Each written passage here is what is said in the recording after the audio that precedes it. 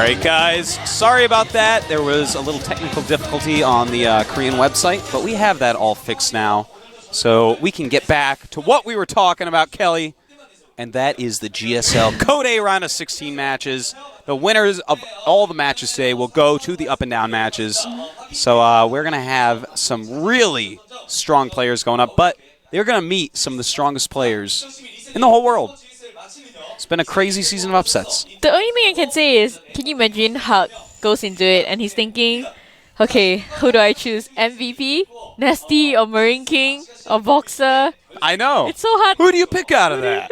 How do you pick? Jinro? Exactly. Oh, Jinro is already in Kodas, but still it's so hard. Yeah. Who do you pick? Well, I would pick, like, I don't know. I actually don't have an answer. I don't have an answer for this. They're all just so good. It's so hard. I'm sure there's, like, one jobber in there, one random guy, be like, oh, him. That's who it would be. Even the qualifiers are so hard to go into Code A next round. I'd pick Pult Prime. You pick Pult Prime? That's who I'd pick, yeah. That's the only guy I can remember that's not a big name that's in the up and down matches. But no, I don't know. It's so hard to choose, and Huck is in the up and down matches. God, those are going to be so good. Imagine this. Imagine this for a moment. A Huck, Nesty, Boxer group. Imagine that. You guys better watch those up and down matches. He might actually bribe Huck to choose that group, just so he can cut it. Perhaps I may. You might. We'll have to see how far he gets, because I think it's the first two ranked Code A people actually get to choose who's in their group completely. Then it's a little bit seeding and stuff to choose the rest. Oh, to refill Hydra, it looks like we're going to have the Code A champion going directly to Code S.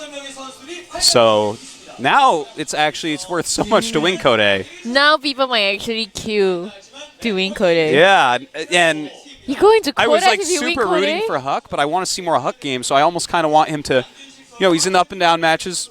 Let's not win it, Huck. I want to see you against some of these Nesty guys and stuff. All right, so pretty exciting. A lot of good matches here. Very And, exciting. looking through this list, these are some amazing players, but can these players take out the big monsters from Code S that are going to be in the up and down matches? I don't know. You don't know either, do you? I don't know. No, if you did, then I'd buy a lottery ticket.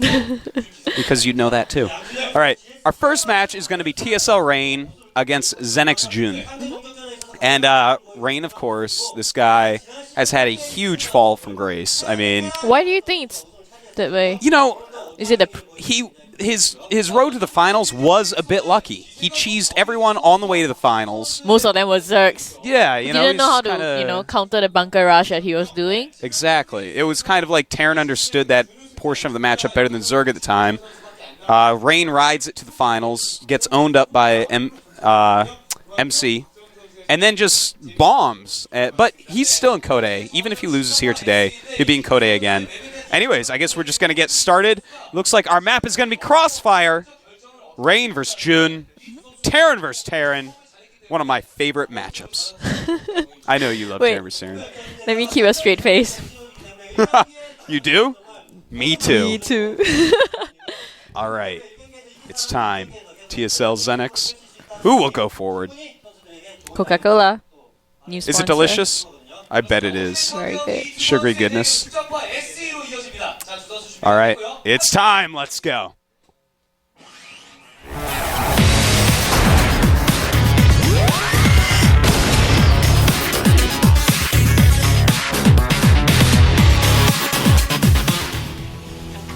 All right. Over here in the bottom left, our red Terran, former runner-up of the GSL. TSL Rain. TSL Rain. And there he is. His APM isn't very high right now, as you can tell by his blue headphones. Actually, there it is. It's going up. Don't look too close, Kelly. If he goes too fast, he gets 500 APM. You maybe go blind for a bit. All right, up here in the top right, from the Xenix team, Jun. Oops. I'm supposed to wait for them to say that. I have no taste. I just cannot replace that guy. They should actually make it more dramatic since it's already so drama. They should make fireworks come off the headset when you start going over 500 APM. Yeah, shoot out little bounces off the glass of the booth, hits you in your eye. Could be quite dangerous. So, pretty standard. We have a very quick scout, though, from Rain. Don't normally see scouts quite that quick in TVT. Crossfire SE. This is a new GSL map. It's a pretty skinny map, has 8 bases. It's really hard for you to expand because your second expansion, it's pretty far away from your natural expansion. So a lot of Terrans love to do timing pushes against TVT Mirror. So you did see last week, JJUN is a very sick macro player. Yeah. When he played against Moonblade and beat him. Yeah, poor Moonblade. I was so sad. But he was stronger than everyone thought. So, Rain definitely going to have his work cut out for him against such a macro player because that's not Rain's style. He's not a macro player.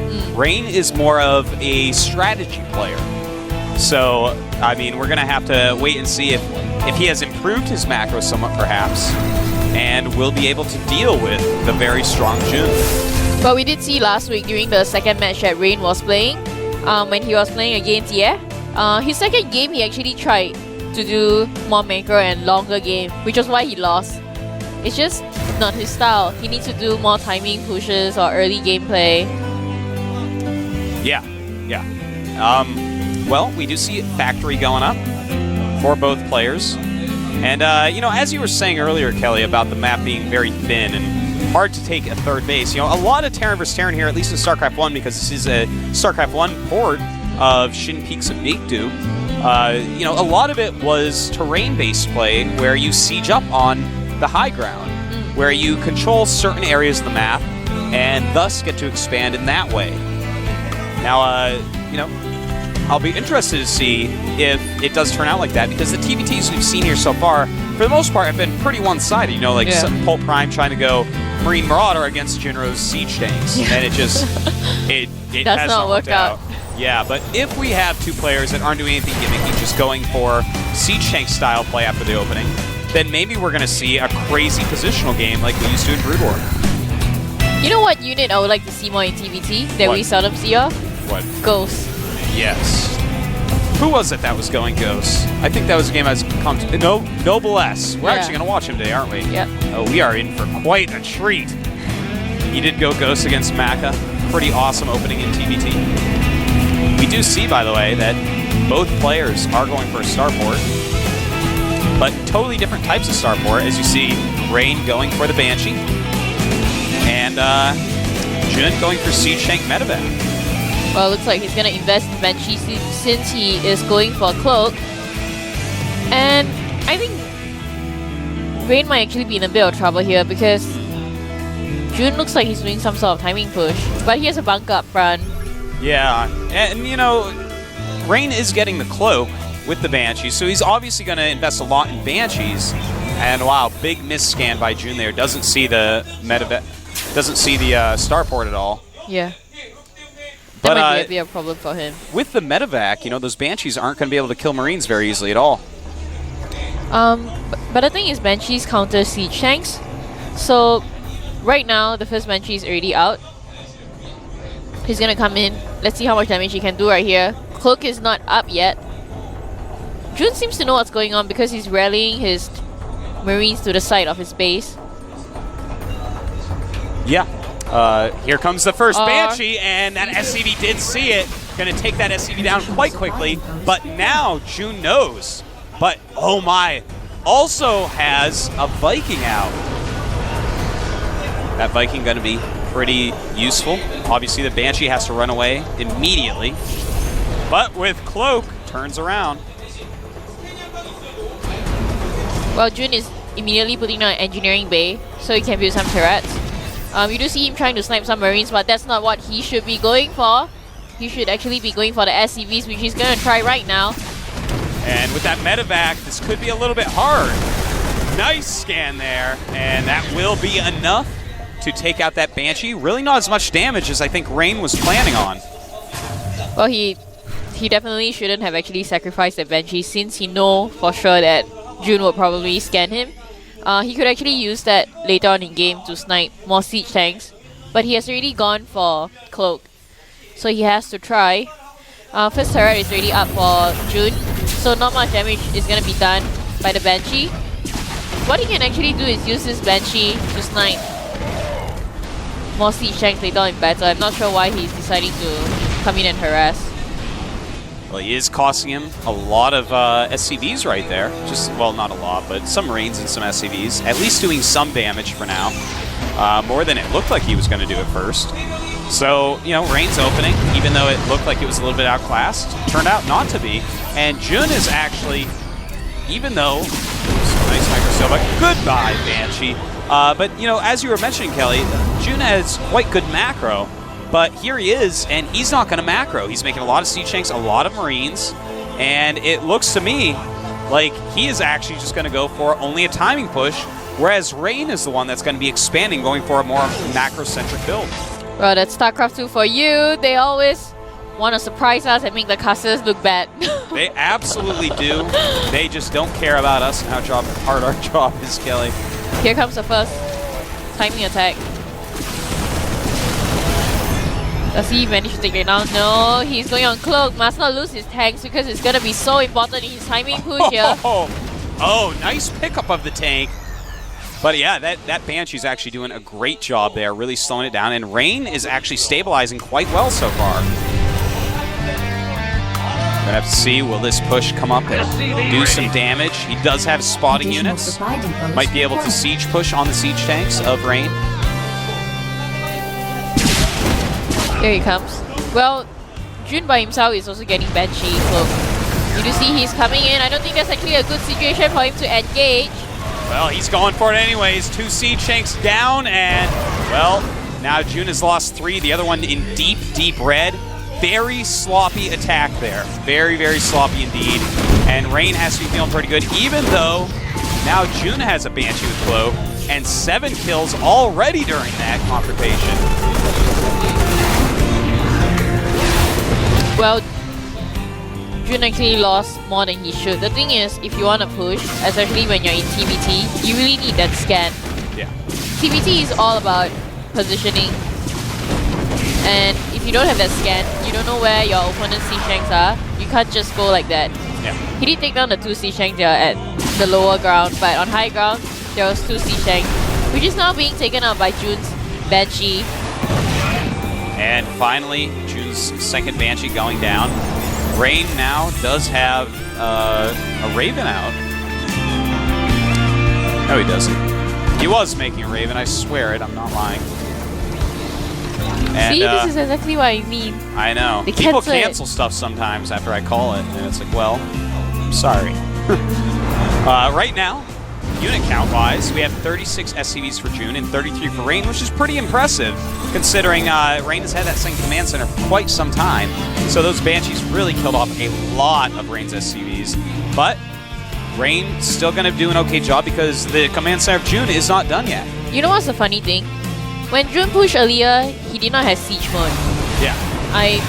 Oh my god, his full dropship. I can't believe it. Oh, Rain just caught that dropship. So important.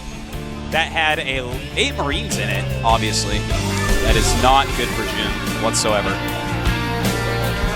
So yeah, I don't understand why he actually pushed with 4 siege tanks without siege mode earlier. It's either he forgot.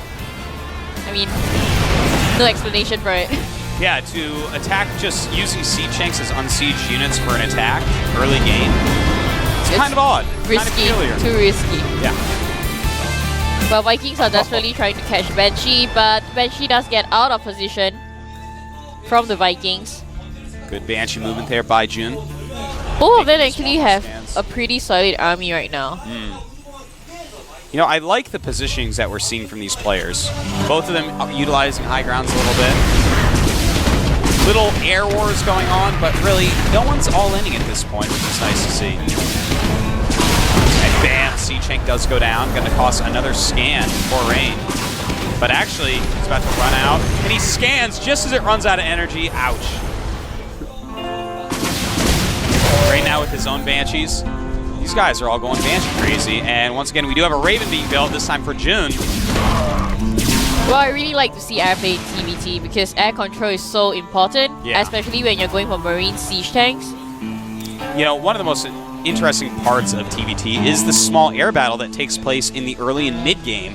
After that, oftentimes we just see it switch over to siege tanks with some marines and, of course, some turrets. But in the early game, things like this are just so viable. You don't have a lot of scans, and it becomes very, very important. So we see nice harassment here by Rain, really trying to gain some more ground. You know, JJUN is not actually doing really well at the moment in this matchup. He could have built his turrets in a more aggressive place where it would prevent Rain from actually just flying into his base. But he's not choosing to do that at the moment. Yeah. Well, you see Rain getting ready to move out to the side, perhaps. Getting moving. Right now, for unit counts, we do have 4 siege tanks for Rain, but 8 for JJUN. And, of course, on this map, much like in StarCraft 1, a siege tank is going to be just immensely powerful with all the high ground that's everywhere. A lot of barracks going up right now for JJUN. And Rain deciding he wants to move out, sniping off a siege tank right there. And oh, must not lose that Raven. Yes, it will.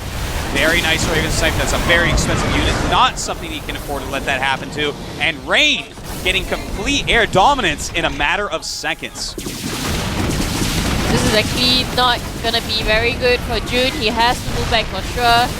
He's trying to actually siege nearer to Rain to gain more map control with his siege tanks, but it doesn't look like it's happening here. Coming in with his Cloak Banshee. Oh, very nice timing there by Rain. Will lose that as well, though.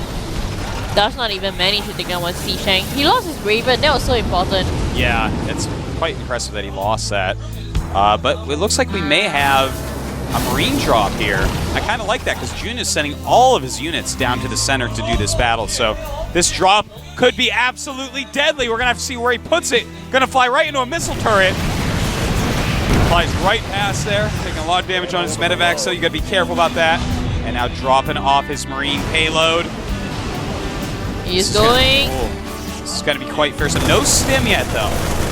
So that's actually a pretty big deal that his stim is not yet done. Does the scan take down the Banshee that's in base? JJUN hasn't started scan yet. The stim yet. And stim for Rain almost done now, about halfway. JJUN doesn't look like he's playing his best today. You see PDD coming down.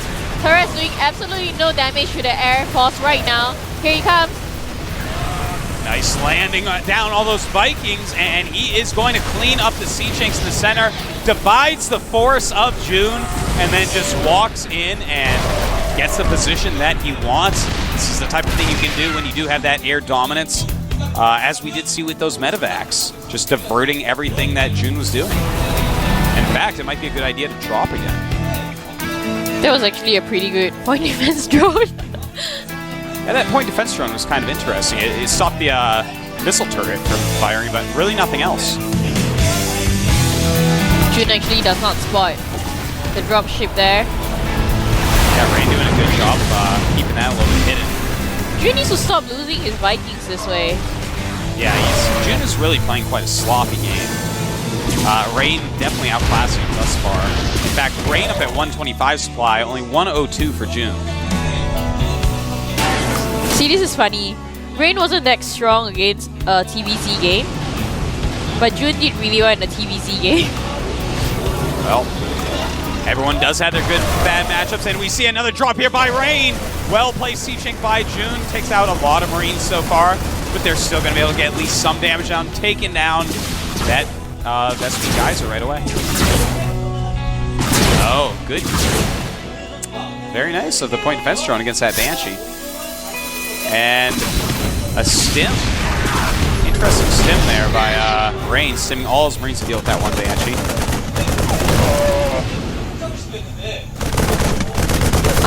Rain actually spots JJUN's second expansion at the goal base. I think he's gonna actually move in to either take that down. Yeah, that base is so important, Kelly. I mean, he's got to get over there. He's got to defend it immediately, and we see JJUN is doing exactly that. It's high yield, not just the minerals, but also the gas. JJUN also really needs to put up a planetary fortress.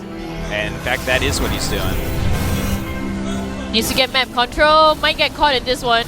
Sieges up just in time. And it looks like we're going to have a little no man's land in the middle of those tanks. Scans and see. Siege is actually in very good position, but he has no air control at all, and the Banshees are coming in, sniping off the Siege tanks really easily. Moving with half his army right now into his expansion, coming in with the Marines. SCV's coming up to buffer those Marines, slow them down so the Siege tanks can get more damage in. Rain losing some units there in the back, but doing a good push on the front. His Banshee just doing so much damage. These Banshees have been the most annoying Banshees I've ever seen in my life. They're going for semi-base trade here. You think Zergs and Protoss have it bad when it comes to Banshee harassment? Look at this game. And it looks like we have some Marine King Prime style play here. A lot of counterattacking going on. And Rain looking like he's going to be able to hold JJUN GG's. And Rain takes game number 1. I think at the moment, Rain just has so much more experience in positioning his tanks. Yeah. JJUN is a good player, but you know, JJUN had more siege tanks than Rain, in fact. And yeah, you're right. Rain really positioned his tanks well. He used a lot of his air superiority to overcome the greater number of siege tanks of JJUN. So, well, very nice play by him. We'll go into game 2 soon. What map is it on? Terminus. Huge map. Huge map. 16 base. TVTs here could get really weird in the future. Again, these new maps, I don't think we've seen a lot of really great TVTs on them yet. There's a lot of slugfest. A lot of people are like, oh, I don't really know how to play this map yet. I think I'll just do a Banshee build and try to kill you. It's like, but I'm hoping that we can see maybe a game like what we just saw. But, oh my god, they're not going to really give us any time to go over this because the countdown has begun. It is time. It's time. Rain against JJUN. TSL against Xenix. Can JJUN come back and bring it up to 1-1? Or will TSL Rain enter the up and down matches? A place I'm sure he feels he belongs. And try to make his way back into Kodas. It's a hard path ahead of him. Hard path indeed. Well, it's time, so let's go.